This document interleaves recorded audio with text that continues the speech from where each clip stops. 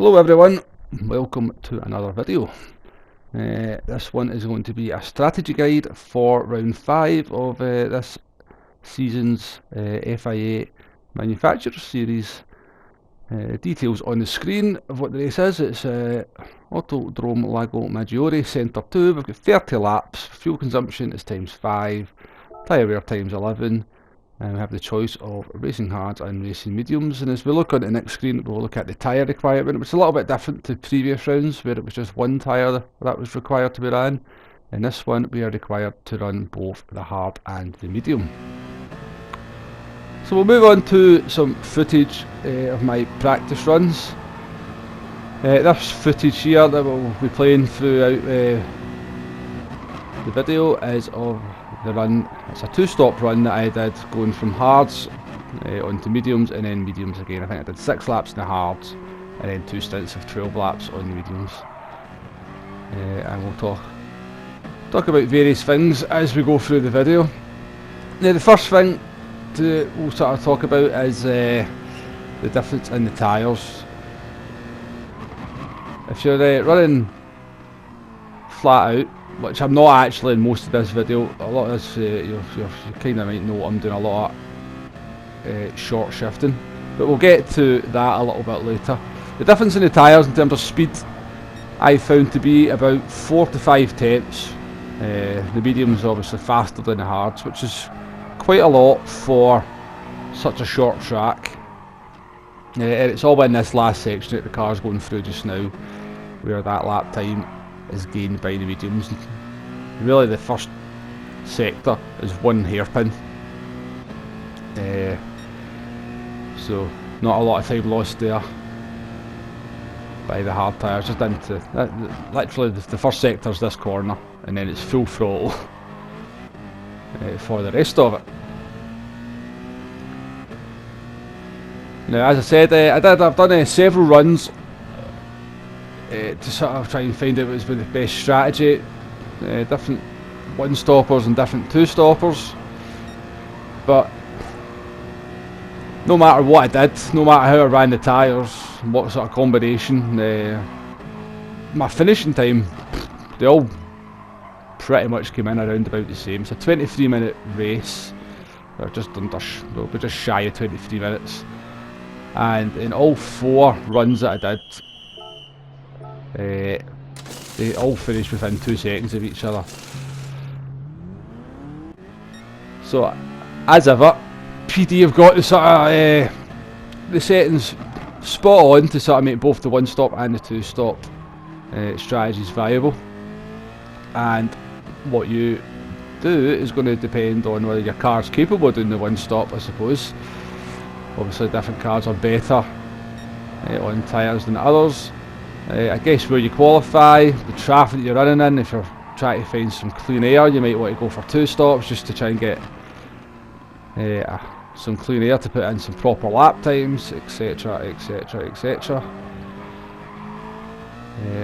Because the most critical thing for this race is definitely fuel. Now, before we talk about fuel, we'll just discuss the loss in the pit lane, because the footage we're watching now is actually an in-lap, so it is.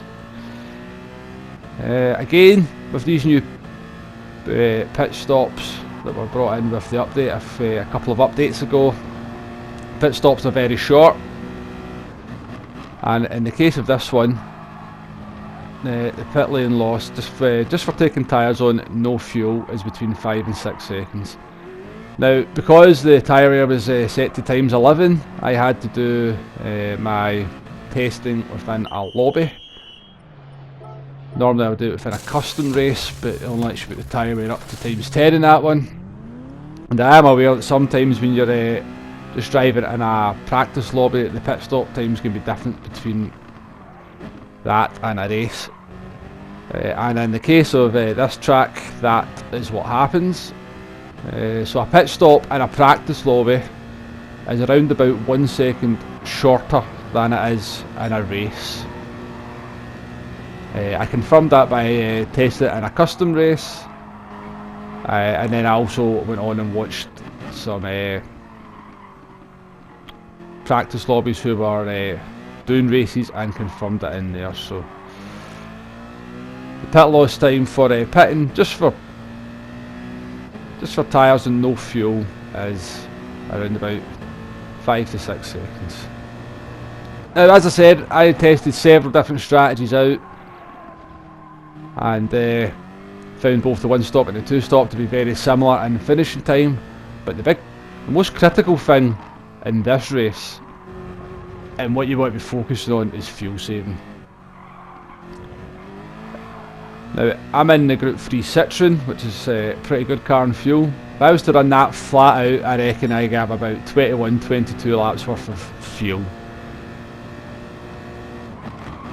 And a practice run that I did where I actually took on fuel, I found the loss just in terms of taking on fuel was so great that fuel saving was the way to go.